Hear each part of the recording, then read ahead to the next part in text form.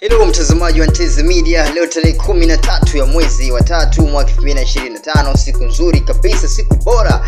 Yes, siku ya leo tunamtazama mchezaji Deborah Fernandez Mavambo, mchezaji huyo ambaye alikuja kwa kasi kabisa kwenye soka la Tanzania. Sasa kuelekea mchezo wa kesho wa Simba dhidi ya Dodoma Jiji pale KMC Complex Mwenge jijini Dar es Salaam. Nteze Media kupitia Nje ya Box na timu nzima tumeamua kumtazama mchezaji Deborah Fernandez Mavambo ambaye ni mchezaji anafanya vizuri kabisa. Ikumbuke Mavambo hivi karibuni amekuwa hana namba moja kwa moja kama ilivyokuwa hapo mwanzoni kwa sababu ya uwepo wa Yusuf Kagoma kwenye kikosi cha Simba Sports, ya wazee wa ubaya ubwela, watoto wa jiji la Dar es Salaam pale Kariakoo.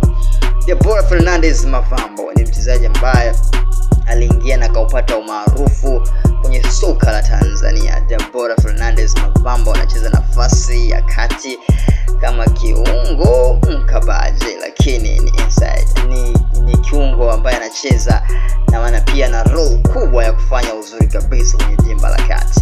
Deborah Fernandez Mavambo ni mchezaji ambaye ana uwezo kufanya medical advantage kwa timu pinzani, na pia ana uwezo kufanya intersection ya wachezaji wa timu pinzani. Deborah Fernandez Mavambo ni mchezaji ambaye anapanda juu zaidi kwenye kwenda kushambulia, anaweza kucheza paka namba 10 ya side 10. Deborah Fernandez Mavambo ni mchezaji ambaye mpaka sasa ana takwimu nzuri japokuwa amepata dakika chache za kucheza kwenye kikosi cha Simba Sports. Kumbukwe mchezo wa Simba pale jijini Arusha ya dimba la Sheikh Amri Abeid Arusha pale jijini Arusha, mnyama Simba alikaribishwa na Coastal Union. What performance ya Deborah Fernandez Mavambo!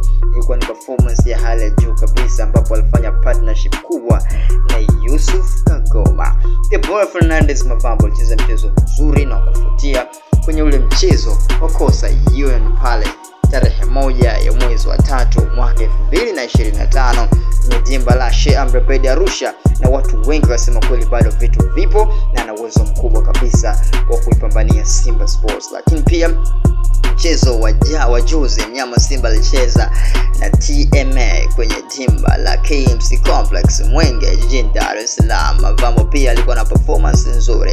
Sasa siku ya kesho tarehe 14 ya mwezi wa 3 mwaka 2025 kuna mchezo bora kabisa wa Dodoma Jiji karibishwa na Simba Sports kwenye dimba KMC Complex Mwenge jijini Dar es Salaam majira ya saa 10 kamili za jioni.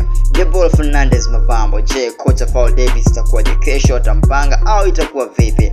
Tusubiri tuone kitu ambacho kitajiri kupitia Nteze Media na Hassan Simba_TZ. Nitakuwepo hapa na wewe muda wote kukupa dondoo zote ambazo zinajiri kwenye huo mchezo wa Simba dhidi ya Dodoma Jiji. Nteze Media ni yako, Nteze Media ni ya kwako muda wote. Hii ni Nje ya Box ya Nteze Media. Leo nimemtazama Deborah Fernandez Mavambo wa Simba Sports Club.